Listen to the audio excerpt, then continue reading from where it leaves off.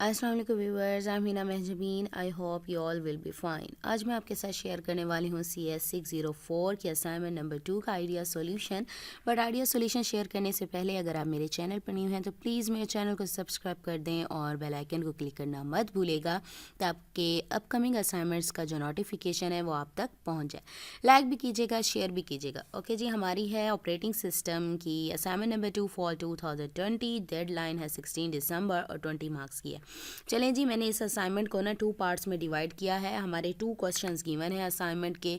तो अब मैं इस पार्ट में ना क्वेश्चन नंबर 2, क्योंकि क्वेश्चन नंबर 1 अभी मैं देख रही थी, तो जब देख लूँगी इसका पार्ट 2 अपलोड कर दूँगी। लेकिन पार्ट 1 अभी तक मैंने बनाया है और पार्ट 2 का आइडिया सोल्यूशन है ये, तो वो मैं आप लोगों के साथ शेयर कर रही हूँ। ठीक है, इसके लिए आप लोगों ने क्या करना है, लेक्चर नंबर, मैं हैंड आउट्स निकालना भूल गई हूँ, 1 मिनट।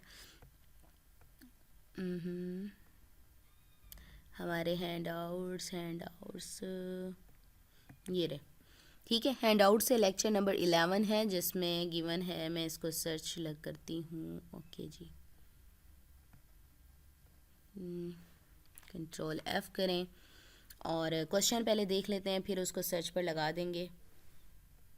ये तो आंसर है। क्वेश्चन पर चलते हैं। पहले क्वेश्चन नंबर 2 करवा रही हूँ। क्वेश्चन नंबर 2 है हमारा 8 मार्क्स का।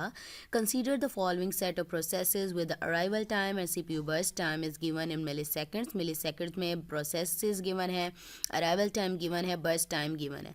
Consider the time slice of 4 milliseconds. ठीक है, 4 मिलीसेकंड्स का टाइम है।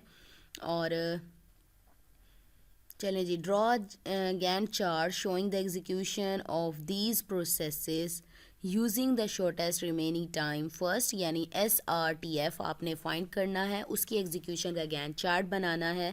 नेक्स्ट बी पार्ट में आपने जो गैंट चार्ट बनाया है, जो एग्जीक्यूट करवाया है, उसी को यूज़ करते हुए calculate the turn around time of each process for the shortest remaining time first scheduling algorithm as per part calculation of part A, यानी हर प्रोसेस के फिर आपने टर्न अराउंड टाइम भी फाइंड करना है।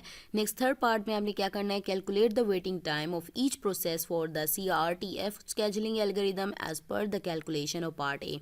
अब आपने जो भी काम किया ना, बहुत ज़्यादा ईजी हो जाएगा अगर आपने पार्ट A का जो गैंट चार्ट है वो बना लिया और उसकी एग्जीक्यूशन का पता चल गया। उसी एग्जीक्यूशन को यूज़ करते हुए आपके ये 2 क्वेश्चंस हैं, ये आराम से कंप्लीट हो जाएंगे।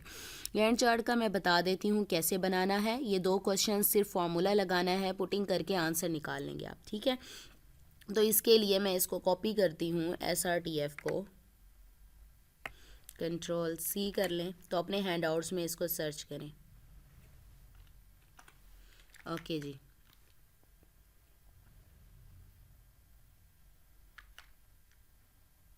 ये रहा। और मैं एग्जाम्पल भी बता देती हूँ कि कौन सी एग्जाम्पल इसमें इंक्लूडेड है। ये मैंने किया था, ये यहाँ पर लेक्चर नंबर दिखा दूँ, 15 बन रहा है I think, sorry. Question number 1 के लिए तो 11 है और वो भी दिखा दूँगी। ये लेक्चर नंबर 15 बन रहा है और 11 क्वेश्चन नंबर 1 के लिए। हाँ जी, यहाँ पर राइट किया हुआ है, देखें, शॉर्टेस्ट टाइम फर्स्ट, ये शॉर्टेस्ट जॉब फर्स्ट वाला एल्गोरिदम है। तो प्रिमिटिव और नॉन प्रिमिटिव होते हैं। ठीक है, तो इसमें यहाँ पर राइट किया हुआ है, ये देखें, preemptive SJF algorithm preempts the currently executing process, यानी उसको स्टॉप कर देता है, यानी दूसरा प्रोसेस छोटा होता है, अराइवल टाइम वाला उसको पहले लेता है। Where a non preemptive SJF algorithm will allow the currently running process to finish its CPU burst. ठीक है, तो अगर नॉन प्रेम्प्टिव होता तो वो क्या करता कि जो पहले प्रोसेस आया है पहले उसकी टाइमिंग कंप्लीट कर लें और फिर जाकर हम लोग दूसरे को लेंगे प्रोसेस को। लेकिन प्रेम्प्टिव में ये होता है, अगर एक प्रोसेस स्टार्ट हुआ है तो दूसरा प्रोसेस आ गया है, अगर उसका अराइवल टाइम कम है, शॉर्ट है, तो वो पहले उसको लेगा, देन फिर बड़े को लेगा। यानी एक साथ एक ही प्रोसेस को नहीं चलाना, हम बार बार चेक करेंगे कि किसका अराइवल टाइम कम है।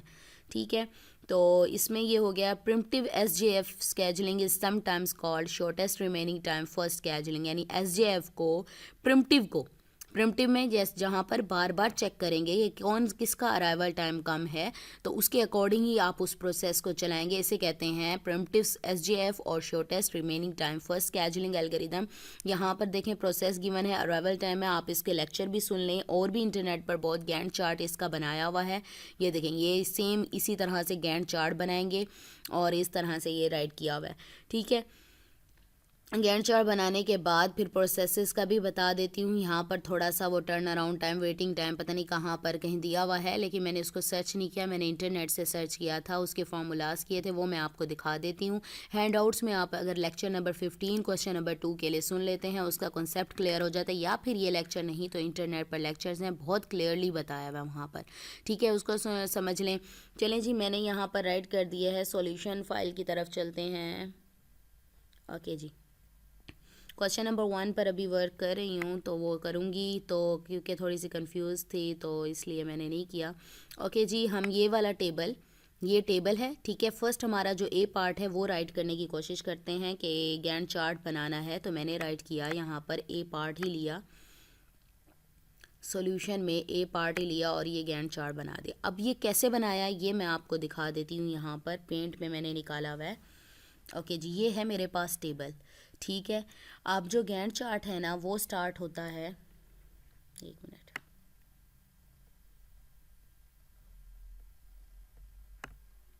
जैसे टेढ़ा मेढ़ा बने, सिर्फ रफली बता रही हूँ, ठीक है। ओके जी, गैंट चार्ट जो स्टार्ट होता है वो होता है हमेशा 0 से, ठीक है, 0 से स्टार्ट होता है। आपने ना इसको यूनिट वाइज चलाना होता है। अगर आप चाहें तो स्टेप 0 से 2 पर भी जा सकते हैं, अराइवल टाइम 2 तक भी जा सकते हैं, लेकिन ये थोड़ा सी कन्फ्यूजन हो जाती है। हो सकता है 2 तक जाने में कोई एक प्रोसेस ऐसा गुजर गया हो जहाँ पर 1 भी आ रहा हो, जिसका अराइवल टाइम 1 हो, छोटा हो, तो वो स्किप ना हो जाए, इसीलिए हम कोशिश करते हैं। अगर आप चाहें तो 0 से, क्योंकि यहाँ पर तो कोई अराइवल टाइम वाला नहीं है 1 वाला, तो आप चाहें तो इसको 2 भी राइट कर सकते हैं, लेकिन आपको क्या है, मैं भी पहले 1 करके करते हैं, फिर मैं 2 वाला बता दूंगी अगर 2 करते तो क्या होता। ओके जी, प्रोसेस 1 है, मैं 0 से लेकर ना इसको ना 1 तक चला लेती हूँ, ये 1, और ये कौन सा प्रोसेस आ रहा है 1 तक, यानी 0 से 1 तक, ये आ रहा है मेरे पास P1, ठीक है, P1 आ रहा है। मैंने 1 स्टेप चलाया है, तो बर्स्ट टाइम 1 स्टेप क्या हो जाएगा, 9 हो जाएगा, ठीक है। एक कट कर दिया, यानी 0 से 1 तक मैंने कर लिया, ठीक है, 1 स्टेप चलाया। अब जो रेडी क्यू है ना, रेडी क्यू में ना अभी मेरे पास जो पड़ा हुआ है ना वो है P1, जो रेडी पड़ा हुआ है, क्योंकि 1 तक कोई भी प्रोसेस नहीं आ रहा। P2 को अगर करना है तो हमें कहाँ तक पहुँचना है, 2 तक, तो मैं 1 प्रोसेस यानी 1 यूनिट और चलती हूँ, 1 यूनिट और चलती हूँ। अभी भी ये देखें क्या चल रही हूँ, मैं P1 को ही चला रही हूँ, क्योंकि रेडी क्यू में तो यही है, और तो मैं किसी को नहीं कर सकती, तो क्या कर रही हूँ, मैं P1 को ही चला रही हूँ। तो यहाँ पर राइट करूँगी मैं P1, थोड़ा सा यहाँ पर मुश्किल हो जाता है, P1, और ये 8 इधर कट करके इसको ये 1 माइनस कर दें यहाँ से, यहाँ क्या आ जाएगा 8, ठीक है। यानी आप जितने स्टेप चलाते जाएंगे उतना इसमें से माइनस करते जाएंगे। अब देखें यहाँ पर क्या राइट करना था, 1 स्टेप और एक और चलाया था, तो 1 माइनस किया ना, तो ये देखें 2 आ गया। अब 2 को पर देखें, 2 पर चेक करना है आपने कौन सा प्रोसेस है जिसका अराइवल टाइम 2 हो, तो 2 का प्रोसेस, ये देखें अराइवल टाइम इसका 2 है 2, तो मैं मेरा नेक्स्ट स्टेप क्या आ जाएगा, P2, और 2 के बाद कितने स्टेप वो चल रहा है, P2 आ गया मेरे पास, तो 1 स्टेप चल रहा है, यानी 3 पर आ गए हम, 3 भी नहीं राइट किया जा रहा, ठीक है। P2, और P2 के लिए कितने स्टेप चले हैं हम, 1 स्टेप, तो इसमें से 6 में से 1 माइनस करें तो आपके पास क्या बचता है 5, ठीक है। अब 3 तक ये, अब मैं देखूं रेडी क्यू में मेरे पास क्या क्या आ गया है, पहले P1 है पड़ा, यानी 0 तक हमने 1 तक चलाया, उसे फिर 2 तक चलाया, फिर P2 भी आ गया, यहाँ रेडी क्यू में हमारे पास P2 भी पड़ा हुआ है, ठीक है, अराइवल टाइम क्योंकि 2 भी चला गया। अब 3 तक आ गए हैं, 3 को देखें, अराइवल टाइम किसी का 3 है, ये देखें 3 इसका है, P3 यानी क्यू में P3 भी आ गया मेरे पास, ठीक है, रेडी क्यू में। अब मेरे पास 3 आ गए हैं। अब इन तीनों में से कंपेयर करें कि आपका जो प्रोसेसेस हैं, किस प्रोसेस का अराइवल टाइम शॉर्टेस्ट है, क्योंकि इसका शॉर्टेस्ट फर्स्ट है ना, तो आ तो गए, लेकिन आप देखें कि किसके सबसे ज़्यादा कम अराइवल टाइम है, बर्स्ट टाइम किसका कम है, 8, 5 या 2, इसमें से कौन सा बर्स्ट टाइम कम है, तो ऑब्वियसली हमारे पास 2 है, तो मैं इस प्रोसेस को ले लूँगी P3, और ये लें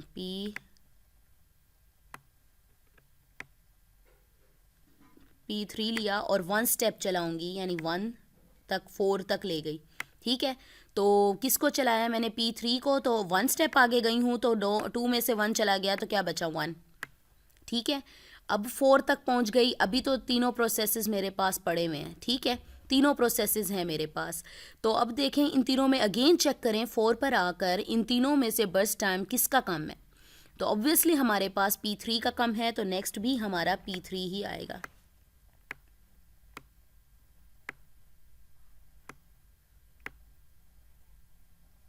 तो 5 तक चलाऊं। ठीक है, तो ये जो था ये 1 है, ये क्या हो गया 0, यानी इसने अपना टाइम कंप्लीट कर लिया। मीन्स हमारा जो प्रोसेस 3 है उसका काम ख़त्म, हमने फाइंड कर लिया उसका। ठीक है, चलें ये 5 तक आ गई। अब ये प्रोसेस 3 ख़त्म हो गया, ये 0 आ गया। चलें जी, अब मेरी बारी है। अब कौन से प्रोसेसेस, यानी जो P3 है ना, यहाँ से Q में से ख़त्म। ठीक है, अब क्या Q में पड़ा है, P1 एंड P2। मैं आपको ना एक एक स्टेप इसलिए चला रही हूँ, थोड़ा सा ना मुश्किल नहीं होता। ठीक है, चलें जी, P1 और P2 पढ़े हैं। अब P1 और P2 में से देखें किसका जो बर्स्ट टाइम है वो कम है। तो ऑब्वियसली किसका है 5, यानी आपने क्या करना है, P2 का 5 है, तो 1 स्टेप और चला लें। P2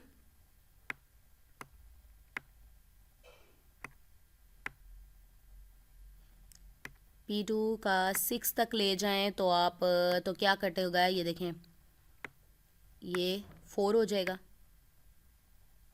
ठीक है, अगेन इसको करें 6 तक जाने के बाद, अगेन फर्स्ट टाइम किसका कम है 4, यानी P2 का, अगेन P2 चलेगा।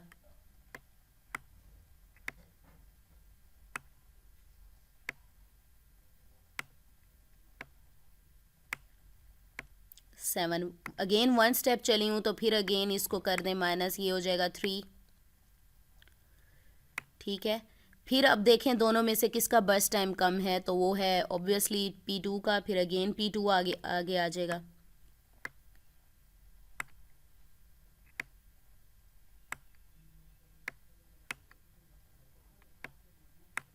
P2 है हमारे पास, अगेन 1 स्टेप चलती हूँ। 1 ना भी चलें आप, लेकिन इसको कलेक्टिव भी राइट कर सकते हैं, क्योंकि दोनों प्रोसेसेस बचे थे तो उसमें काउंट करके राइट करना पड़ता। फिर भी मैं थोड़ा सा शो करवा दूँगी। 8 यहाँ पर फिर एक स्टेप चले हैं, तो यहाँ पर क्या हो जाएगा, ये 2 हो जाएगा माइनस करने से। तो फिर अगेन देखें, दोनों को कंपेयर करें आप, फिर इसमें से क्या बच जाएगा हमारे पास, फिर 2 छोटा आ रहा है तो इसको यहाँ पर राइट करें। और ये फिर P2 आ रहा है प्रोसेस, यानी जिसका बर्स्ट टाइम कम है। ठीक है, तो 9 तक ले गई, 9 तक ये लें, 9 तक ले गई, फिर 1 माइनस कर दें, एक और स्टेप चलाया है तो फिर 1 माइनस 1 बच गया। अगेन देखें, इसको दोनों को कंपेयर करें, किसका बर्स्ट टाइम कम है, कौन पहले आया था, तो ये 1, यानी आपके पास 1 आ गया, प्रोसेस 2 आ गया। तो प्रोसेस 2 देखें, प्रोसेस 2, और ये हमारे पास हो गया 10। ठीक है, अब अगेन 10 हो गया, फिर ये एक कम कर दें तो आपके पास क्या हो गया 0। अब ये देखें, आपके पास जो P2 था ना वो भी ख़त्म हो गया, यानी 10 पर आकर। ठीक है, 10 पर आकर 2 भी ख़त्म हो गया। अब तो किसी में कंपैरिजन नहीं है, मेरे पास 8 तक है, तो मैं इसको कर सकती हूँ, क्या बचा हुआ है P1, तो मैं इसको राइट कर सकती हूँ यहाँ से। चले मैं इसको ऐसे ही कर लेती हूँ, थोड़ा सा स्पेस ज़्यादा दे रही हूँ। तो P1 बचा है मेरे पास, P1 कितना बचा है, कितने रह गए, 8 रह गए ना हमारे पास, 8 रह गए हैं। तो 10 में ज़रा 8 प्लस करें, कितना होता है, यानी जंप करना है हमने, 10 में 8 प्लस करें तो क्या होता है 18। तो ये लें, ठीक है, तो स्टेप्स राइट कर देती हूँ, 11, 12, 13, 14, 15, 16, 17, और ये जो ये यहाँ पर आया वो 18 है। ठीक है, यहाँ पर चलें जी, ये हो गया आपका काम, ये गैंट चार्ट हो गया। अब गैंट चार्ट में आपने क्या देखना है, P1 का अगर आपने फाइंड करना है कंप्लीटन टाइम, मैं आपको दिखा दूँ। टर्न अराउंड टाइम जो है वो फाइंड करने के लिए आपको फ़र्स्ट ऑफ ऑल क्या करना पड़ेगा, कंप्लीटन टाइम का जो फार्मूला है, फार्मूला नहीं बल्कि मैं आपको बता दूँ, कंप्लीटन टाइम और रुक जाए 1 मिनट। टर्न अराउंड जो टाइम है ना वो फाइंड करने का जो फॉर्मूला होता है यहाँ पर ये देखें राइट किया हुआ, turn around time is equal to completion time minus arrival time. अब अराइवल टाइम जो हमारे पास है तो कंप्लीटन टाइम क्या होता है वो मैं यहाँ पर शो करवा देती हूँ आप लोगों को। कहाँ गई पेंट। ओके जी, अब P1 का देखें, P1 देखें कहाँ पर एंड हो रहा है, कहाँ पर एंड वाला इसका प्रोसेस आया है, यहाँ पर आया है। तो आपने राइट साइड पर देखना है, जो भी राइट साइड पर लिखा हुआ होगा वो इसका कंप्लीटन टाइम होगा। ये 18 है, यहाँ मिक्सअप हो गया है, ठीक है। ये होगा P1 और ठीक है, देखें P1 यहीं पर फिनिश हो रहा है, उसके राइट साइड पर देखें, लेफ्ट वाला नहीं ले लेना, राइट वाला लेना है। अब P2 की बारी है, P2 देखें कहाँ पर एंड हुआ, ये यहाँ पर, ये देखिए यहाँ पर। तो यहाँ पर जो राइट किया हुआ है 10 है, तो ये क्या हो गया मेरे पास P2, ठीक है। अब P3 की बारी, P3 देखे कहाँ पर एंड हुआ था, ये रहा, ये P3, ये देखिए राइट साइड पर, देखिए राइट साइड पर क्या राइट किया हुआ है 5, ये P3 का कंप्लीटन टाइम आ गया, ठीक है। तो P1 का कंप्लीटन टाइम क्या है मेरे पास 18, P2 का है 10 और P3 का है 5। तो मैंने यहाँ पर क्वेश्चन में राइट कर दिया, ठीक है। क्वेश्चन में ये देखिए कंप्लीटन टाइम ऑफ प्रोसेसेस P1 का 18, P2 का 10, P3 का 5, ठीक है। अच्छा गैंट चार्ट मैं कह रही थी अगर आप इसको स्टेप बाय स्टेप नहीं करते तो आप किस तरह से इसको कर सकते हैं, लेकिन इसमें ये होता है कि थोड़ा सा मिस्टेक का ज़रा चांस ज़्यादा हो जाएगा अगर इसके बीच में कोई प्रोसेस आ गया तो। क्योंकि अगर मैं देखूं यहाँ पर, ये देखें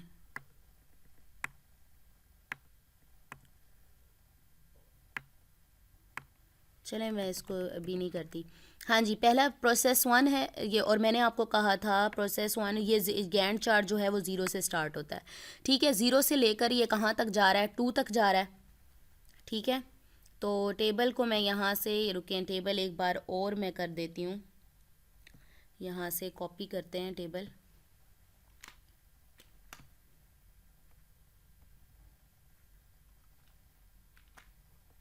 ठीक है। चलें ऊपर ही आ गया, अच्छी बात हो गई, ठीक है। तो P1 यहाँ पर है मेरे पास, 0 से स्टार्ट करूँ मैं अगर, तो 0 से स्टार्ट करते हुए तो मेरे पास 0 से कहाँ तक जाऊँ, 1 तक गई थी यहाँ तक। तो फिर अगेन क्योंकि दूसरे का अराइवल टाइम नहीं आ रहा था, कोई भी नहीं पहुँचा था उस टाइम तक, तो 2 तक करूँ। अब मैं 1 तक क्यों कर रही थी कि हो सकता है कोई ऐसा प्रोसेस भी आ जाए जिसका अराइवल टाइम 1 हो यानी कम हो, लेकिन यहाँ पर तो कोई ऐसा अराइवल टाइम नहीं है। तो इसको अगर डायरेक्टली करना चाहें तो आप लोग किस तरह से कर सकते हैं, 0 से 2 तक है तो आप क्या करें, ये पेंसिल सेलेक्ट करते हैं हम, ठीक है। तो यहाँ पर P1 को चलाएं 2 तक, ये देखें 2 तक। अब P1 को 2 तक चलाया है और हमारे पास क्यू में क्या आ गया, ओनली P1 भी आ गया है, ठीक है, और P2 भी आ गया है। देखें 0 से 2 तक चलाऊं लेकिन फिर मुझे यहाँ पर 2 स्टेप चली हूँ तो यहाँ पर मुझे 2 माइनस करना पड़ेगा और मेरा आंसर आ जाएगा 8, ठीक है। अब मेरे पास 8 आ गया, यानी P1 को स्टेप कहाँ तक चलाया, 0 से 2 तक, तो यहाँ पर मेरे पास आंसर आ गया 2, ठीक है। अब देखें 2 में कौन सा अराइवल टाइम आ गया, अब इन दोनों का कंपेयर करें, 2 में प्रोसेस 2 भी आ गया, ठीक है। तो उसके लिए 1 स्टेप चलाऊं,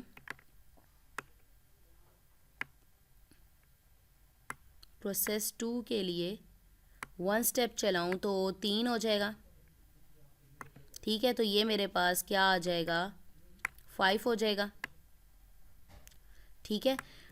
अब 3 तक जाने के बाद, और यहाँ पर बेशक आप लाइंस लगा लें 0 1 और ये 2 लाइन, ठीक है, ये थोड़ी छोटी कर लें आप, वहाँ पर है ना आपके हैंड आउट में बनी हुई है।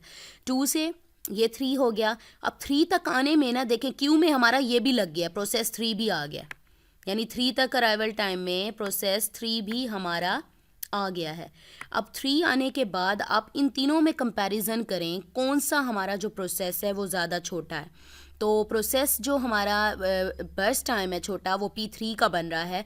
अगर मैं इसको पूरा भी 2 तक राइट कर लेती हूँ तो ये क्या होगा, फिर भी ये सबसे छोटा ही रहेगा और कंपैरिजन में किसी से बड़ा नहीं होना, ठीक है ना। तो मैं इसको 2 ही स्टेप चला लेती हूँ, ये लें P3 को P3 2 स्टेप चलाऊं तो मेरे पास क्या बनता है, 3 में 2 प्लस करें क्या हो जाएगा 5, और यहाँ तो प्लस होगा, यहाँ से 2 माइनस कर दें, 2 माइनस में से 2 गया, 0 बच गया, ये लें, ये प्रोसेस टाइम आ गया। ठीक है, ये आ गया।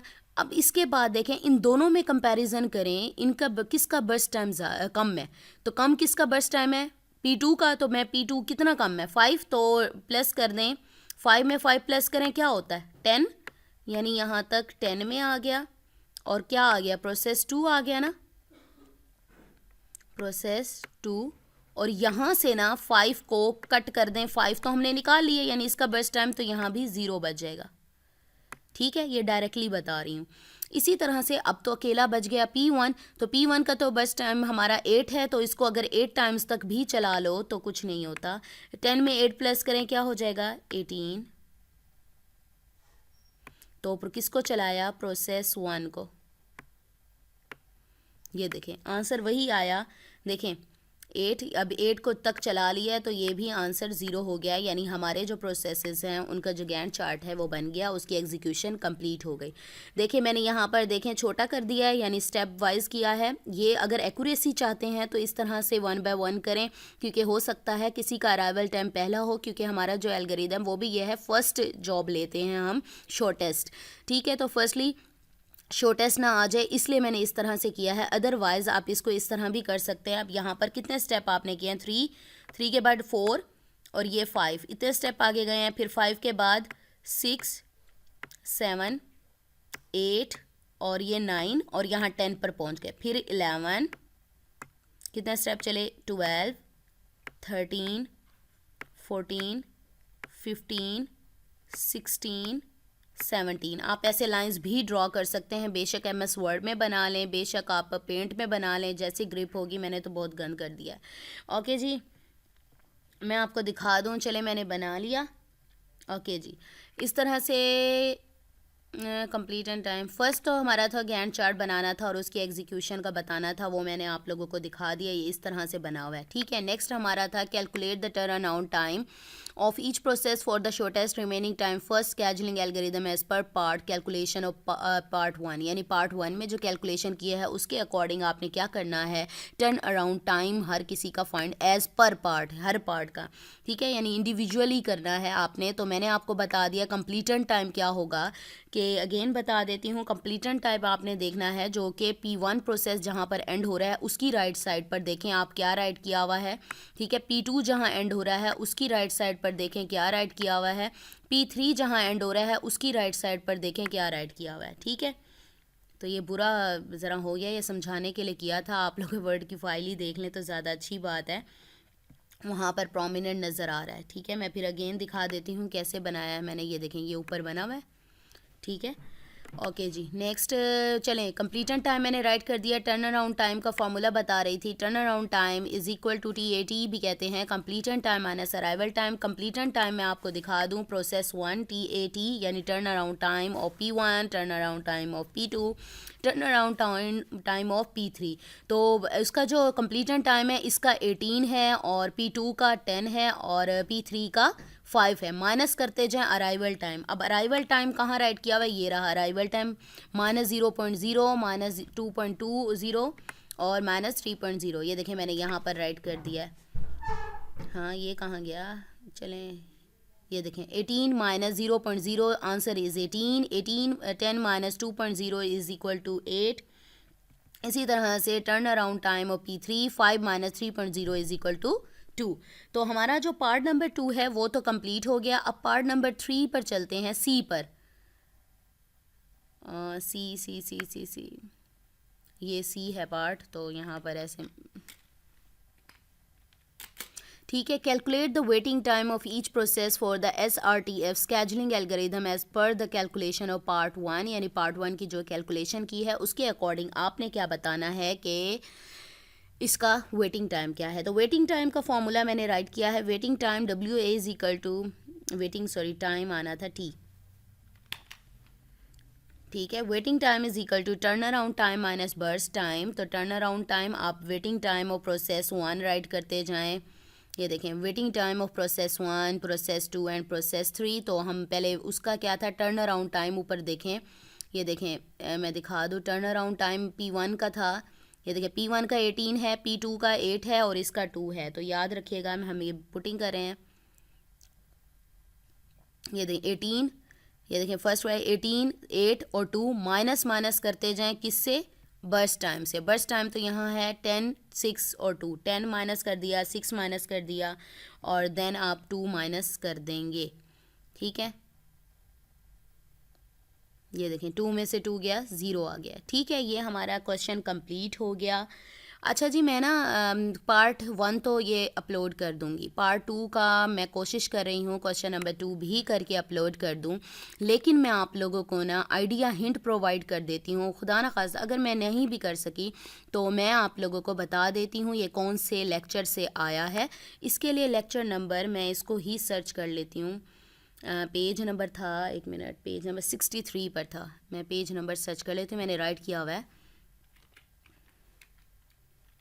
Page number 63। लेक्चर नंबर है हमारा 11। आप इसका लेक्चर सुने, इसमें वो कह रहा था कि ये सारे काम ना बैकग्राउंड में हो रहे हैं। यूजेस ऑफ फाइफोस या फीफो कह लें या फाइफो कह लें, हमारे प्रोफेसर कहते हैं फिर फाइफो और दूसरों से सुनो तो फीफो, चलो दोनों ही ठीक हैं। चलें जी, ये सर्वर और क्लाइंट का दिया हुआ है कि सर्वर से क्लाइंट रिक्वेस्ट करता है और सर्वर क्रिएट करता है 2 फीफोज और उसमें डेटा डालता है और क्लाइंट फीफो 1 में जो राइट किया हुआ है उसको डिस्प्ले करता है, समथिंग लाइक दैट। ओके जी, ये देखें ये वाला प्रोग्राम राइट किया हुआ है।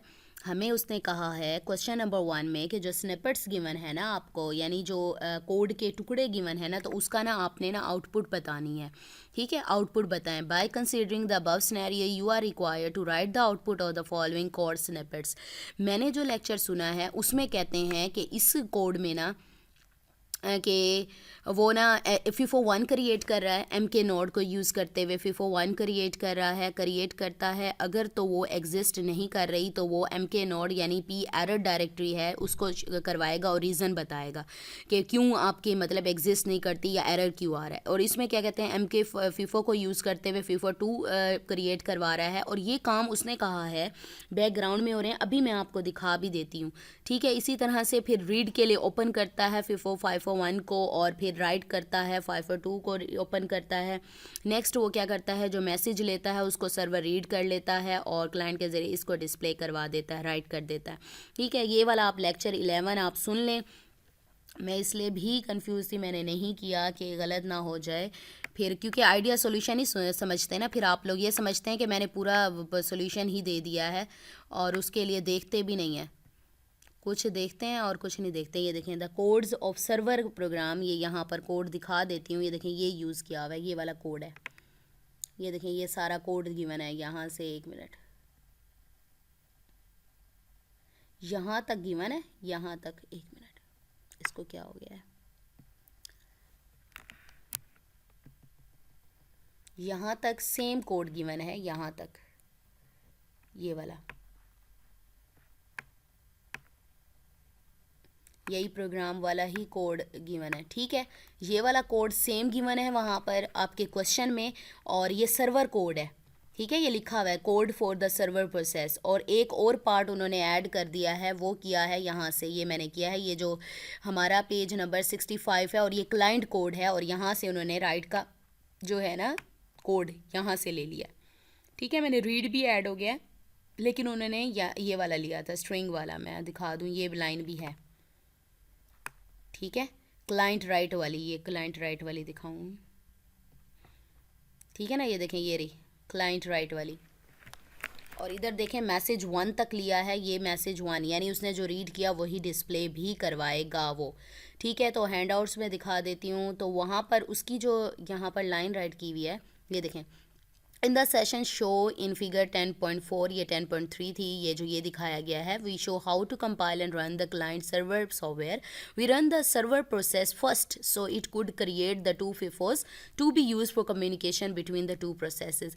यानी 2 फीफोज जो मैंने अभी सर्वर का दिखाया कि एम के नोड को यूज़ करते हुए फीफो 1 क्रिएट कर रहा है, एम के फीफो को यूज़ करते हुए मेक फीफो को यूज़ करते हुए फीफो 2 कर रहा है, फिर ओपन करेगा सर्वर रीड के लिए फीफो 1 को, फिर राइट करने के लिए फीफो 2 को।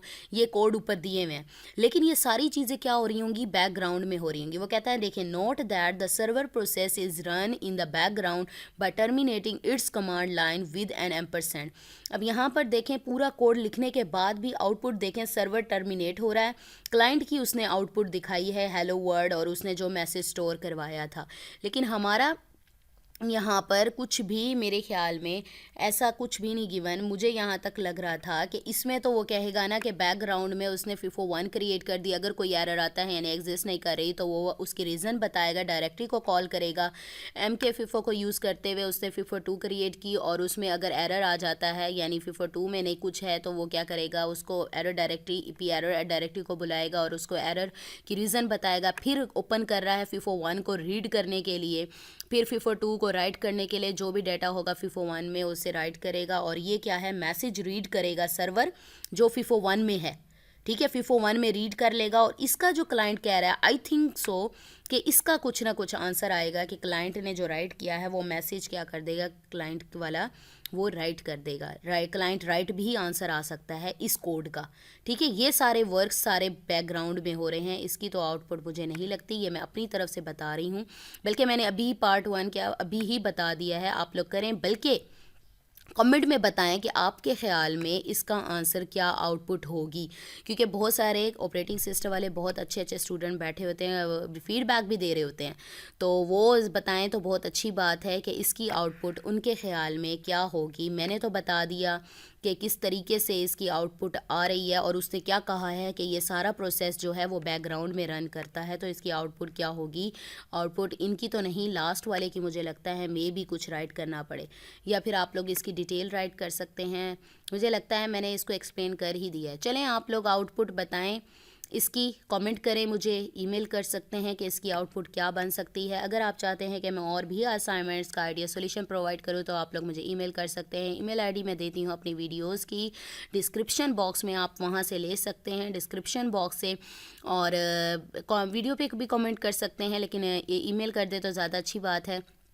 इसकी जो आउटपुट है इसके बारे में आप लोगों ने मुझे अपने कमेंट्स में बताना है कि इसकी आउटपुट क्या हो सकती है, फिर हम कंक्लूड करेंगे कि क्या है, ज़्यादा स्टूडेंट क्या कहते हैं। ठीक है, और असाइनमेंट्स का और मेरा बेसिक पर्पज़ ये होता है कि एक तो आइडिया प्रोवाइड कर दूं, दूसरा ये होता है कि आप लोग खुद भी बनाने की कोशिश करें, इस पर सर्च करें।